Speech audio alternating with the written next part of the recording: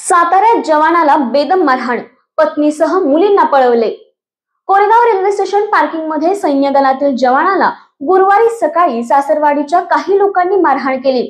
यानंतर संशयितांनी जवानाची पत्नी आणि मुलींनाही सोबत नेल्याची घटना घडली आहे।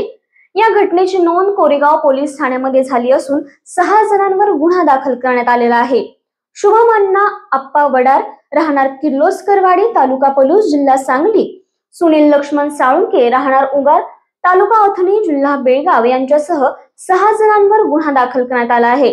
या प्रकरणी जवान दिलीप भीमराव धोत्रे, वय वर्ष 32, राहणार गोळेवाडी, तालुका कोरेगाव याने फिर्याद दिली आहे। जवान दिलीप धोत्रे हे सुट्टीसाठी गावी आले होते। त्यांची सुट्टी संपल्यानंतर ड्युटीवर जाण्यासाठी ते रेल्वे स्टेशनवर बुकिंग करण्यासाठी आले होते। यावेळी त्यांच्यासह त्यांची आई, भाऊ, पत्नी आणि 2 मुली होत्या। धोत्रे सकाळी 8:30 वाजता रेल्वे स्टेशनच्या पार्किंग मध्ये आले असता संशयितांनी त्यांना अचानक मारहाण करण्यास सुरुवात केली। तसेच आई, भाऊ आणि पत्नीला शिवीगाळ केली। यामध्ये धोत्रे आणि त्यांचा भाऊ अंकुश यांना संशयितांनी यानंतर जबर मारहाण केली। संशयितांनी त्यांची पत्नी काजल आणि मुली ओवी आणि श्रुती यांना सोबत नेले।